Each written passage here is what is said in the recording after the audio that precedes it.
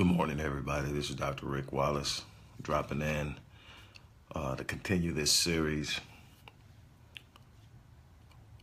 on purpose, power, and advancement. Personal growth is extremely important, and this is what prompted this series of short videos. This one is probably going to be a tad bit longer than the previous ones, but shorter than what you would normally hear from me anyway. But the title, Your Faith, Your Emotions, and Your Thoughts, deal with how we approach life and why we tend to either get results or fail to get results out of life. And I can tell you that at the core of things, we fail to get results because we fail to understand how things work. We pursue things based on faulty paradigms that have been created and given to us through primary conduits of personal development, like family axiology or community axiology, which is the development of a value system. A lot of times that value system is impacted by a faith system or a belief system that is associated with a particular religion. And we are given these belief systems and ways of perceiving things that are actually not in line with the natural course and order of the universe as it has been laid out by the Creator. And while a great deal of the axiologies and behaviors stem from a personal belief in the Creator, the functionality and efficacious potential of them are not present. In other words, they don't produce effective results.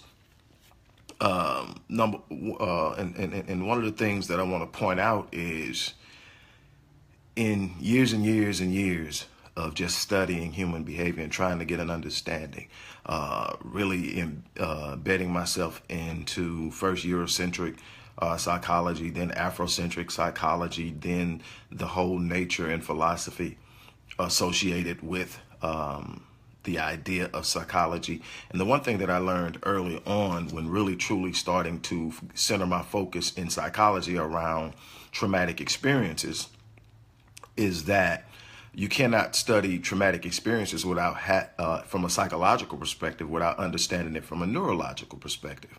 Well, when I entered into the world of neurology, it opened up a whole lot of different things, because one of the first things I found out in neurology, one of the ways that we deal with healing trauma is neurological remapping. And that's also how we help heal stroke patients. When a person has a stroke, generally on the left side of the brain, it impacts the ability to speak, the ability to communicate, a lot of the rational, thought-centered behaviors. The right side of the brain is the creative side of the brain, the image-driven side of the brain, and so forth. But what we found is we can literally do the same thing we do in the physical sense. In the physical sense, if I take a person who has, as a person at one time, there was a certified physical trainer, a personal fitness instructor, and they are a person whose body makeup is primarily slow twitch muscle fibers, meaning that they're more apt to be an endurance type person, be better at endurance sports like, the 5K and marathon running and, milers and whatever, versus sprinter. But they want to improve their speed so they can have closing speed at the end of a race. I can train their existence, because I understand first and foremost that while they are predominantly slow twitch muscle fibers, they do have some fast twitch muscle fibers. So what I can do is I can train the fast twitch muscle fibers, focus on them through explosive events like plyometrics, which includes bounding, sprinting, jumping, a bunch of different things in that area. Also explosive weightlifting drills. Also, I can train the slow twitch muscle fibers to operate on a higher for lack of a term, a higher frequency of performance. In other words, while they're slow twitch, they're still being trained as if they were fast twitch muscle fibers. What I end up doing is producing a person who is not a sprinter in the purest form, can't compete against a pure sprinter, but will be one of the fastest as far as endurance athletes are concerned. Well, when you have a stroke, the left side of your brain stops working, so you have to remap. And what you do is when you go to a speech therapist after a stroke, they're actually training your right side of the brain to do what your left side of the brain used to do. And so what we learned in neurology is that a lot of the things we look for in life are actually there for us to have. When we talk about happy feelings, feelings of well-being and feelings of joy, those actually come from a physiological existence of certain neurotransmitters and what we call happy hormones like endorphin, serotonin, dopamine, and oxytocin. Some people include adrenaline, or also known as epinephrine in the medical world, but adrenaline is not a happy hormone. It is actually a hormone that's triggered primarily in a stressful situation, and it's a part of the fight or flight process, but it also provides excitement. And when you are able to access these happy hormones at a high level, you can also release the adrenaline that will facilitate the energy that that type of state of mind requires. So if you go to a football event and you're in that situation and your team just scores a touchdown, certain neurotransmitters and hormones are released, and adrenaline is released with it. That's where that burst of energy comes from. Just giving you some ideas. The reason I'm giving you these ideas is because the knowledge and understanding of this tells you that you can actually access a better state of mind, a better way of thinking, a better sense of being, this happiness. And you don't have to require on external forces to do it. In other words, it's within you. Matter of fact, let me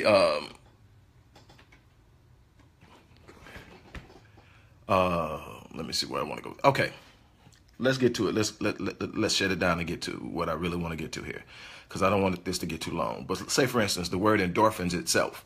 Endorphins are released in a number of different ways. Number one, endorphins are released when you're working out. Endorphins are released in certain mental practices. And that's where I'm going with this, certain mental practices when you're working out. Matter of fact, those who are aware, have been around me for any time, know that on October 1st, I had a major health scare where I was super hypertensive, and it caused me to have a seizure. The seizure was so intense that my muscular build actually caused my shoulders to contract at a force that pulled them out of completely pulled them out of the socket. So I had two complete grade A dislocations. The fall that ensued fractured my upper humerus, so I could literally not use my arms when this was over. I've fortunately avoided surgery, but what happened was I had this period where it was intense pain, consistently couldn't sleep, all these different things, and I was frustrated. And then I just started looking inside of myself and said, number one, first thing I've got to do is I got to stop talking about how much it hurts. I've got to stop focusing on the pain. And then I've got to look at some things that I don't want to do because the pain makes me not want to do it will actually produce pain blocking endorphins. Well, actually, endorphins is a pain blocking hormone. Matter of fact, the word comes from endogenous morphine, which it's just like morphine for the body without addiction. And you can produce this yourself. And actually, the place that is produced probably most often is in the weight room or at the track when you're exercising and exerting energy, the thing you don't want to do when you're feeling pain. It's amazing if you change your train of thought. So I had to get in the gym. And we're going to be starting a 90-day challenge, fitness, holistically, mentally, spiritually, physically. That's starting today, actually. I'll be sharing more about that with you moving forward. But check this out. Where we fail in our thinking process is that we don't understand how things work. And we attempt to use the paradigms that have been created through a number of different processes over time in our development to try to work out situations in which they don't effectively apply to.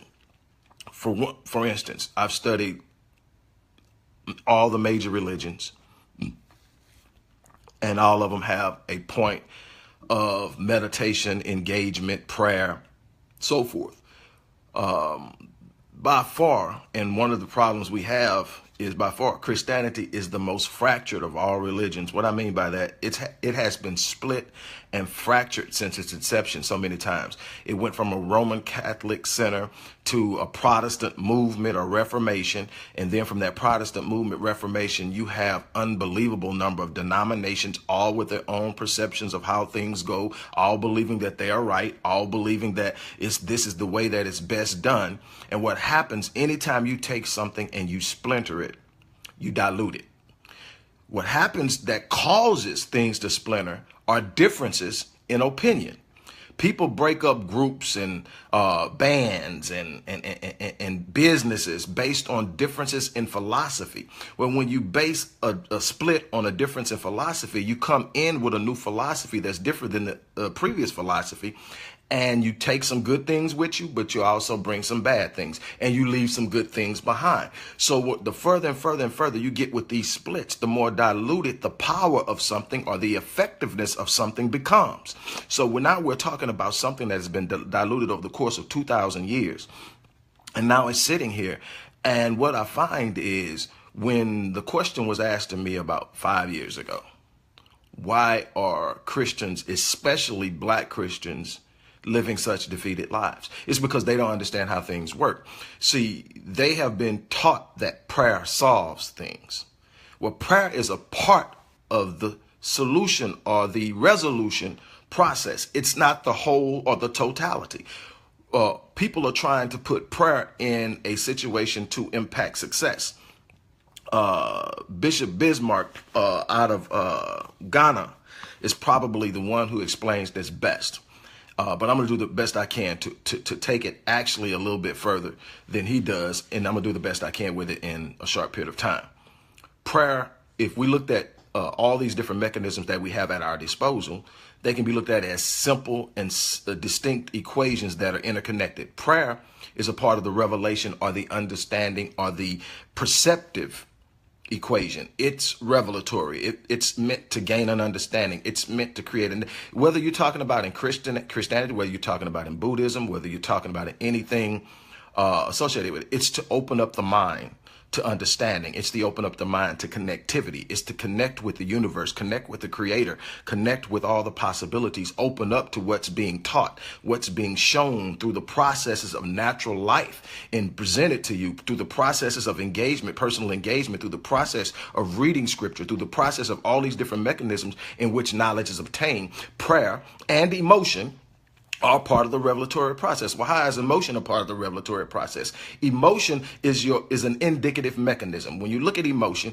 emotion either gives you a sense of being wronged, anger, a sense of loss, sadness, a sense of joy and happiness, in gain or in satisfaction or in receiving something that you desire or in meeting a predetermined goal. Happiness comes with that. All of these different things are emotions are indicative of something. And so they're not meant to be a guiding force in your decision-making process, which is a part of the success equation. So you have the revelatory or the revelation equation, you have the success equation, you have the empowerment equation, and then you have to understand how all of these interconnect. When you're trying to solve a problem through the revelatory process and make it equate to success without actually taking what you understand about doing things that create success. In other words, you can pray for success all day long, but if you don't follow the success equation, which requires you to be able to have an understanding of how things work so that you can make proper decisions, because decisions guide success. You are where you are in your life as far as success is concerned based on the choices you made, based on the decisions you made, not based on how strong your prayer life is, how many hours you meditate a day. None of those things, no matter what your belief system is what's got you in a success place, because the creator created us to take actions, to make decisions. That's why we were given our own volition, that we have free volition. We have we have the freedom of choice. We're not machines. We're not dictated to. We literally wake up every day and we make decisions and we make choices. It is those choices that are going to determine the outcome of our lives. But first, we do have a responsibility to meditate, a responsibility to pray, a responsibility to become one and connected with the universe, one and connected with God, the creator. And that opens our minds up. Our emotions are a guiding force. Again, we go back to serotonin. We go back to oxytocin. We go back to dopamine. All of these things are things that we can actually access in our mind through behaviors and choices. So we can literally sit up and say, wow, I can't stop pain, which is an external force for moving against me.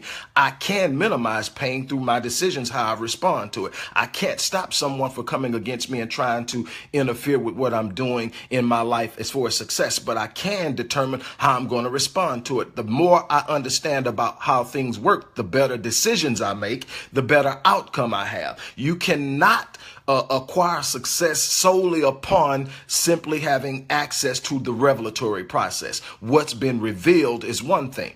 And let's use the Bible as an example. It says that knowledge is the beginning of wisdom.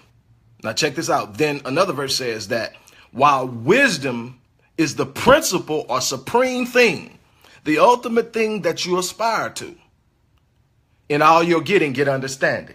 So then you have to have knowledge. That's the revelatory process. That's a getting and an understanding. It goes beyond the prayer part of it, though. You've got to be out actively seeking knowledge. But knowledge in and of itself is not power. Knowledge is simply potential power. How do you transform knowledge into power? First thing you have to do is get an understanding of the knowledge. You got a bunch of people has a bunch of knowledge. They got a bunch of knowledge. They know a bunch of things, but they don't have a clue on how those things truly operate. They don't have an understanding of the knowledge. See, you have to have knowledge, then you have to have an understanding of knowledge, and then when you arrive at the principal thing, the supreme thing, wisdom is the point at when you apply what you understand to the life situations that you encounter, and you produce success, you produce advancement, you produce progress. In other words, you have to be able to understand that you were created to be an active participant in your life.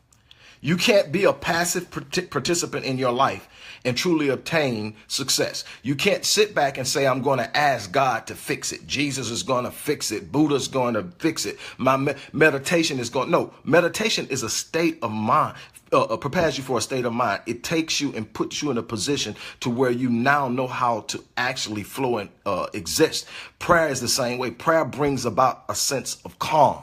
Prayer brings about a sense of understanding. Prayer opens your mind and creates discernment on some situations, but you've got to still have the knowledge. You still got to have the understanding, and you still got to be able to actively and aggressively apply what you understand to your life situation. See, that's power. And power only exists when you have the capacity to go out and change the things in your life that are not benefiting you into situations that benefit you. That's holistic education. That's power, that's wisdom, and that does not simply come by sitting in one emotional state all day long trying to accomplish something.